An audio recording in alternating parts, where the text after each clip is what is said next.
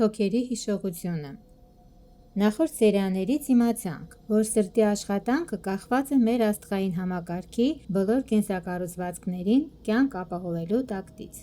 Տակտը ազդում է սրտի աշխատանքի և նյութափոխանակության գործընթացների վրա։ Պաշտոնական գիտությունը տակտն անվանում է ավտոտատանումներ։ Այն հավասար է 1,8 վայրկյանի և իր ճանապարհորդությունը սկսում է արեգակի մթնոլորտի շերտերից մեկից։ Այնուհետև փոխանցման խողովակի միջոցով տակտը հասնում է արեգակնային համակարգի բոլոր մոլորակներին և արբանյակներին։ Մեր դեպքում տակտը երկիր է հասնում լուսնի միջոցով։ Այնուհետև այդ ավտոտատանումները մտնում են երկրի ուղեղը և դրա միջոցով մթնոլորտի ուղեղը։ Մթնոլորտային ուղեղը կառուցվածքային առումով ներկայացված է ցանցերով, որոնք բաղկացած են կառավարման 12-անիստ խորանարդներից։ Կառավարման խորանարդները ֆունկցիոնալապես տեղեկատվական բլոկներ են։ Տեղեկատվական բլոկների կառավարող տեղեկատվությունը մարդու մեջ ներթափանցում է փոխանակման խողովակների միջոցով, ալեհավաքային համալիրի միջոցով, որը բաղկացած է պոչուկ գլխավոր ալեհավաքից և ողնաշար հիմնական ալեհավաքից, իսկ տեղեկությունների որոշ մասը մտնում է մազերի միջոցով։ Կախված գենոտիպից կյանքի ցիկլը գտնվում է 1,8-ից 1,24 վայրկյան տիրույթում։ Ուղեղի, սրտի և մարդու ամբողջ օրգանիզմի ռիթմիկ աշխատանքի համար անհրաժեշտ է էներգիա, որը օրգանիզմը վերցնում է թոքեր մտնող օդից, ուղեղի կողմից իրականացվող որոշակի գործընթացի միջոցով։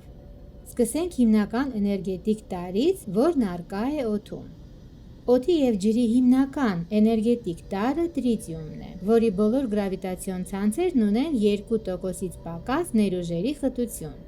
Հետևաբար, օդը կշռելիս տրիտիում ինքնին չի հայտնաբերվում։ Գործնականում այն ոչ նյութական կառույց է։ Սպեկտրային անալիզը նույնպես այն չի հայտնաբերում, քանի որ ճառագայթային հաճախականություններ չկան։ Շատ կարևոր է իմանալ, որ տրիտիումի վերամշակման բազային հաճախականությունը փոփոխվում է տարին մեկ անգամ երկրի կառավարման համակարգի կողմից մոլորակի ողջ բնակչության մոտ։ Բազային հաճախականության բացակայության դեպքում դուք կարող եք ունենալ բոլոր տեսակի թոքերի հիվանդություններ, մարմնի ջրազրկում և ոչ մի դեղամիջոց ձեզ այլևս չի օգնի։ Ամբողջ շնչառական համակարգը պայմանականորեն բաժանված է 3 մասի։ Առաջին՝ ներշնչված խառնուրդի վերահսկում։ Այն ամենը, ինչ կապված է թոքերի վերին հատվածի հետ, ունի նաև մարդու աչքի համար անտեսանելի էներգետիկ կառուցվածքներ։ Դրանք տրիտիումի վերահսկման համակարգեր են։ Եթե տրիտիումը չունի այն հաճախականությունները, որոնց վրա է կարգավորված ձեր ուղեղը,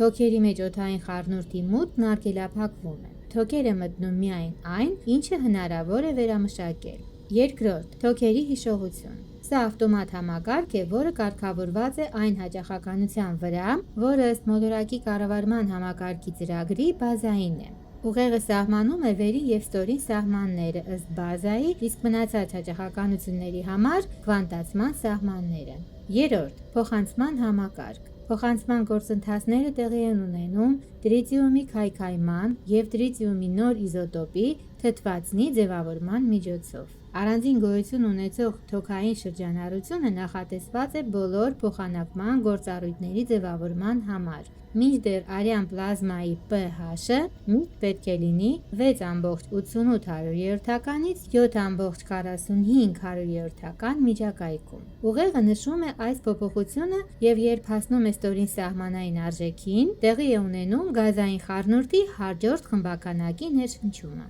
Մարդուն ստեղծելու ժամանակ հաշվի է առնվել, որ տեղեկատվության հաղորդիչը ուղեղիկը և թոքերը պետք է ստանան հաճախականություններ, որոնք պետք չեն սովորական բջիջներին։ Այդ պատճառով ստեղծվել են արյան շրջանառության 2 շրջան։ Մեծ շրջանը պարունակում է ցածր հաճախականության կառուցվածքներ, փոքր շրջանը՝ բարձր հաճախականության։ Այս բոլոր համակարգերը գործում են միայն ուղեղի հսկողության ներքո, որն իր տրամադրության տակ ունի բոլոր անհրաժեշտ հաճախականությունների տիրույթներն ու կառավարման գործառույթները։ Ներուժերը բաշխողը սիրտն է։ Սիրտը բաշխում է ամբողջ մարմնի բջիջների սնուցումը և կատարում է դիսպետչերականի գործառույթները։ Սիրտը պոմպ չէ, Արյան շարժումը անոթների և մազանոթների միջով իրականացվում է այլ սկզբունքով։ Այլ կերպ ասած, ուղեղը կառավարման կենտրոնն է և այն համակարգը, որ սահմանում է տակտը։ Թոքերը էլեկտրասնուցման գեներատոր են։ Լյարդը բջիջների սնուցման համար տարաների արտադրության արտադրամաս։ Երիկամներ, լեղապարկ, սննդի արտադրության արտադրամաս։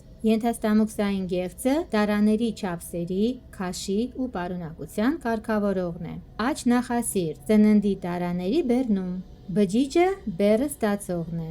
Արյան անոթները բեռները մատակարարման ուղիներն են։ Անոթների պլազմային փաթաթումը արյունն ու դրա մեջ եղած ամենը տեղափոխող համակարգ է։ Լիմֆատիկ համակարգ օրգանների և համակարգերի աշխատանքի վերահսկում։ Աղիքները թափոնների պահեստավորման տարածք են։ Սննդի տարայի 96%-ը գտնվում է ոչ նյութական վիճակում։ Սա բջիջներին անհրաժեշտ բարձր հաճախականության ներուժ է, իսկ մնացած 4%-ը նյութական վիճակում է։ Մաքուր տեսքով էլեկտրական ներուժը մարմնին պետք չէ, այն թույն է, ուստի ներուժը պետք է փաթեթավորվի տարայի մեջ, որը և ձևավորվում է լյարդի վերին մասում։ Տարայի կառուցվածքը շատ նման է գալակտիկայի 12-անիստ գնդի կառուցվածքին։ Տարայի նյութական մասը տոր է։ Տորի ներսում կան բջիջների սնուցման համար անհրաժեշտ նյութեր և հանքանյութեր։ Ենթադրում եմ, որ կոնտեյների էներգետիկ կառուցվածքը 12-անիստ գունդ է։ Թերևս հենց դա է էներգիայի այն ներուժը, որն անհրաժեշտ է բջջին։ Ավելին կարող եք իմանալ կարդալով Ֆյոդոր Շկրյուդնևի «Իրականության վերակառուցումը» մենագրությունը։ Շարունակելի։ Սպասում ենք ձեր հարցերին մեկնաբանություններում։